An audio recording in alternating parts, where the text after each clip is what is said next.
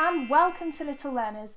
In today's video, we're going to be talking about some of the weird things that children do that actually are quite normal. Before we get started, don't forget to hit that subscribe button to join the Little Learners family. And if you find this video entertaining, useful, helpful, all of those good things, then do hit the like button as it really helps out the channel. Without further ado, let's get started. Okay, so the first one I'm going to talk about is putting things in their mouths all the time. Every little thing. Now, this is obviously a lot more common with very young children, but even in reception with 4 and 5-year-olds, I have had children that are still exploring different things with their mouths. Now, this is very normal. For children, when they're starting to develop in the early stages, they are exploring the world through their different senses, and taste and using their mouth to feel is one of those. Using their mouth to experience the world is something that babies learn to do very quickly because they are fed, and when babies are born, they don't do a lot more than feed and poop. So it stands to reason that using their mouths would be an effective way to explore the world. And when children start to get a bit older, they still do this. Now, it maybe doesn't sound that weird when you think about it like that, and it shouldn't, because it is very normal. However, some of the things they put in their mouths are a bit strange. So just off of the top of my head, I'm going to think of 5 things one of my students has put in their mouths. Not the same student, mind you. Okay, so they've definitely put Lego in their mouths, definitely put mud in their mouths, paint, absolutely, their shoe, so their own shoe, yep, and bird poo, yep, straight off the ground. So, moving on, talking to themselves. So if you are a parent or a caregiver, a teacher in early education, or just someone who has been around young children, you may have come across them sitting in a room with no one else, having a full conversation.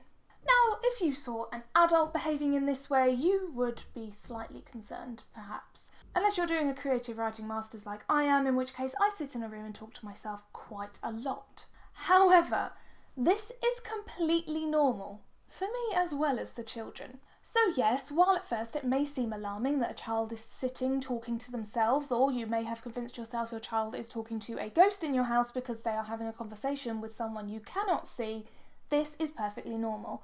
If you listen in, children are often mimicking conversations that they have heard, so they're actually kind of replaying and almost reliving situations that have happened. This helps children to understand the world around them and also to develop their language. Children hear a lot more than adults often give them credit for, which is why as an early years teacher you get to find out a lot about children's families that they probably wouldn't necessarily want you to know.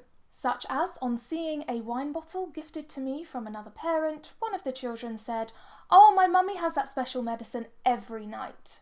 So the thing is, when children are learning to first communicate, they will be repeating words that they say. That's how we learn. And so to see them playing on their own or sitting on their own, just talking and repeating words and conversations that they've heard around them and that they've had before is very normal. Now, of course, if your child tells you that they are talking to the ghost named Jerry who used to live in your house 25 years ago but mysteriously disappeared and has now reappeared as some kind of apparition, then maybe there's some cause for concern. But usually talking to themselves is absolutely fine. Okay, next. Transporting. This one is so annoying, but very normal. It can often seem a bit strange. So have you ever, if you are living with or teaching or looking after a young child, found a bag or a basket or just something that you can collect things in a random place with very unconnected things inside? I'm talking a fork, a piece of Lego, and a toothbrush. So lots of different things that don't necessarily go together from completely different places in the house.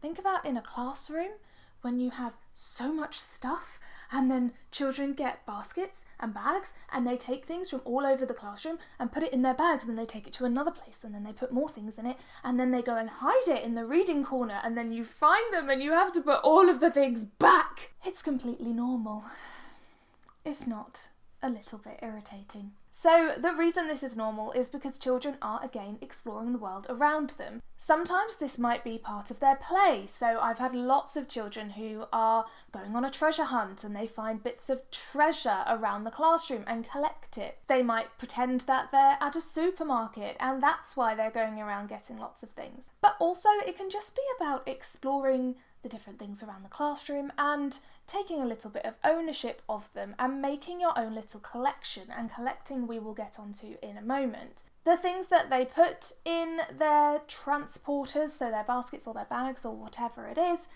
can often seem quite odd. I remember one of my cousins when she was very little brought up a little purple handbag to me and she said, "Would you like to see my treasure?" And she opened it and there was like a little gem in there, there were some stickers, there was I think like a hairbrush from a Barbie or something like that, and also a dead bumblebee. She's very proud of that one. So, you know, just be careful when you're diving into those baskets of odd bits and bobs. But again, very normal. So I mentioned collecting, let's talk about that next. So for example, your child may like to collect shells when they are on holiday. They may want to bring them back and they may even have a whole collection of shells in their bedroom that they like to line up in order of colour or size or get out to show guests every time you have someone round because they are so proud of their collection. This can seem a bit odd, especially if your child is collecting something that you wouldn't normally think was a collectible, such as random stones that they find in the garden. However, this is also completely normal. This is a way for children to make sense of the world around them and to gain a bit of control. So of course, children are very rarely in control of their own lives, although sometimes it doesn't feel like that. Sometimes it feels like they're the boss. Usually for children, adults run the world and they have a lot to learn. They don't know a lot about the world yet. So to find something that they're interested in, such as a shell or a really shiny stone, is exciting because if they find another one, they can make a collection. They can then build this collection up. Now, of course, a lot of adults collect things as well, and when we think about collectible items, we often think of them being either very sentimental or of very high monetary value. So someone might collect antique dolls, for example, and they take pride in their collection and they really enjoy collecting, going around looking, searching, finding the exact one that they want, finding one that they never thought that they would find, finding a surprise one, getting that, bringing it back and putting it with their collection. Not everyone really understands that, but it is something that many adults do. So it's the same with children. Finding something that they think is really cool, really interesting or really pretty, and then finding more like that. They can then go on a hunt to find even more like that. It's so exciting. It's almost like going on their very own treasure hunt. But that's also a very normal thing for any child to do. Let's move on. Asking why. Why? Pretty sure a lot of you out there know the struggle. Okay, so this one kind of has two threads to it, I think. So first of all, children asking why is because they genuinely want to know why. And to children, adults are just this absolute endless fountain of knowledge. So if they ask you why and you give them an answer, and then they want to know why about that answer, they just expect you to know, which is so sweet and so incorrect a lot of the time. And yes, children often get a bit carried away with this, and sometimes they have no idea that this could be irritating. They just genuinely want to know why, and when you give them an answer, that's really not satisfying enough and they want to know why. And if you think about the world, there is a lot to learn. Now, obviously, there is the flip side of this, that when children start to ask why a lot and they start to realise that adults are finding it either annoying or funny, they will play up to it and continue to ask why. And sometimes children will use why when they are frustrated because they don't understand why they can't have ice cream for dinner. However, it is extremely normal and just something you're going to have to deal with, I suppose. The important thing to remember is that if a child asks you why, or asks you any question that you can't answer, that you don't know the answer to, it is perfectly okay to tell them that you don't know, but why don't we go and find out? And that's how you can help children understand even more ways that they can get information rather than just asking an adult. So let's look online, or let's look in a book. Okay, my last one for you today is one that parents worry about so much, and I hear all the time at parents' evenings, just throughout the year, but especially at parents' evenings. Writing letters backwards. So I'll put a bit of an example up on screen. So when children first learn to write, you will often find that they write certain letters backwards. Now this is for a number of reasons. Oh, and also this happens with numbers too. First of all, children are learning letters, what they look like and how to write them for the first time. So of course they're not going to get all 26 right straight away.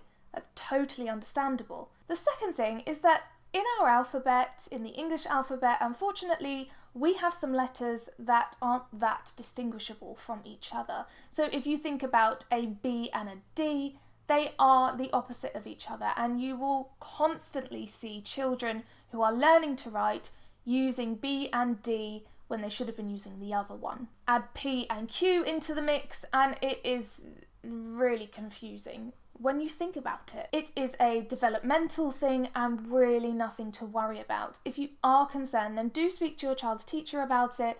I'm sure they will tell you the same thing. When your child starts learning to write in reception, don't panic if you see those B's and D's flipped around, or sometimes they write their name completely the right way and then other times it is a mirror image, which I have tried to do intentionally and it is a lot harder than it looks. So it may seem weird that these children are writing in some kind of strange backwards language, but actually it's completely normal. So I hope you enjoyed this video today. If you did, please do give it a thumbs up as it really helps out the channel. What weird things do your children do? Let me know in the comments below. I would love to know because I'm sure there's a whole world of weird out there. Also, I am planning to do a Q&A video at some point, so if you do have any questions for me, early education questions, questions about something your child is struggling with, or questions about me, if you're interested in that kind of thing, leave your questions in the comments on this video or on Facebook or on my Instagram. You can direct message me. Thank you so much for watching and I will see you next time.